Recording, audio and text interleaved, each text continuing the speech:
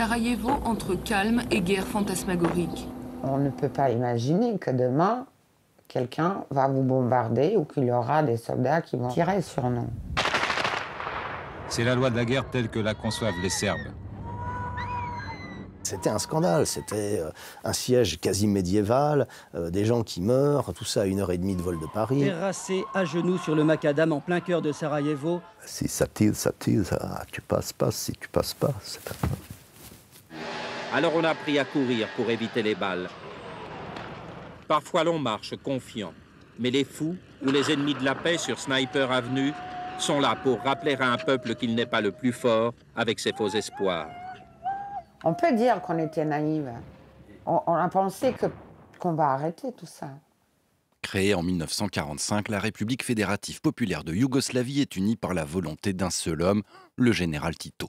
À sa mort en 1980, les nationalistes se réveillent. La chute de l'URSS accélère leur prise de pouvoir. Dès 1991, la Slovénie puis la Croatie déclarent leur indépendance. C'est comme un château de cartes qui commence à s'écrouler. La Yougoslavie se disloque en seulement quelques mois sous le regard incrédule de la population. On a déjà senti depuis l'élection, première manif pour la paix, tout ça, que ça ne va pas. Et déjà avec Slovénie, Croatie, mais on n'a jamais pensé que ça va venir à Sarajevo, mais doucement, doucement.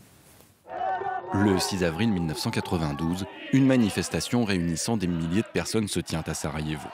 Croates, bosniaques, serbes, tous réclament la paix.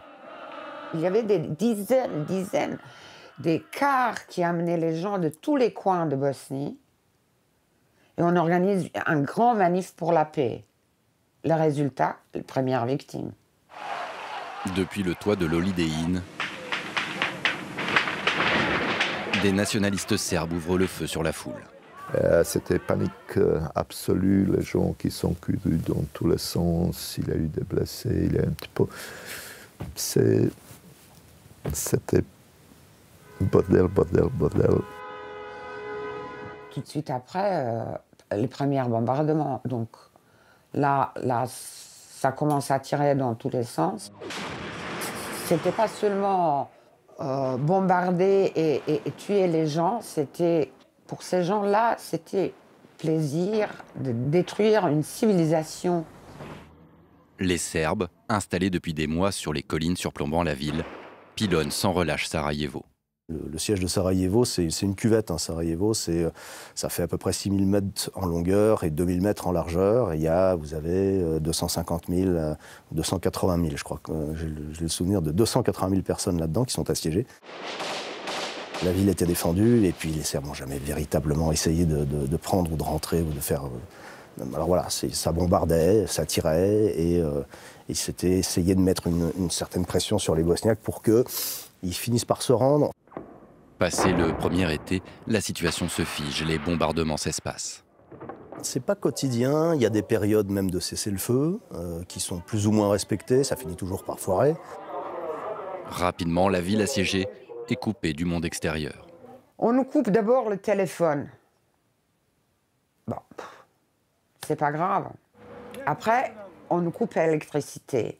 On a même appris comment faire des bougies. Il n'y a plus d'eau.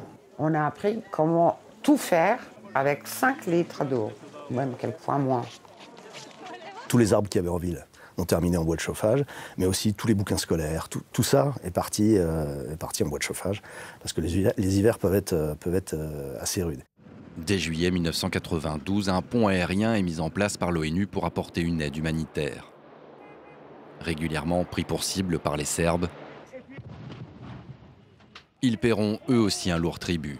200 casques bleus seront tués en ex-Yougoslavie, dont 84 soldats français sous bannière de l'ONU. 3 ans s'écoulent, rythmés par les bombardements et les tirs de sniper. Chaque sortie peut être synonyme de mort. Mais il faudra attendre le bombardement du 5 février 1994 sur le marché de Marcalé pour que l'horreur de la situation devienne intenable pour la communauté internationale. 68 morts, des centaines de blessés. Je suis sur place quelques minutes plus tard et c'était vraiment un carnage, une boucherie. Surtout quand c'est des femmes, des enfants, enfin, c'est pas des morts au combat, quoi. C'est de l'assassinat pur et simple.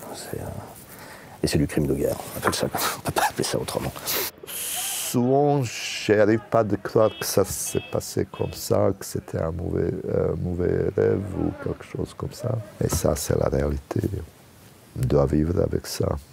Si la pression internationale s'accentue sur les Serbes, cela ne suffit pas pour autant à faire lever le siège. Il faudra encore 1 an. Le massacre de Srebrenica à l'été 95 et les accusations de nettoyage ethnique des Serbes sur les musulmans pour que les casques bleus reçoivent enfin l'ordre de libérer Sarajevo par la force. Et cette fois, on est prêt à taper. Et on tape. Et on finit par taper. Il y a une campagne de bombardement qui dure 10 jours. Voilà, on a arrêté cette guerre en 10 jours.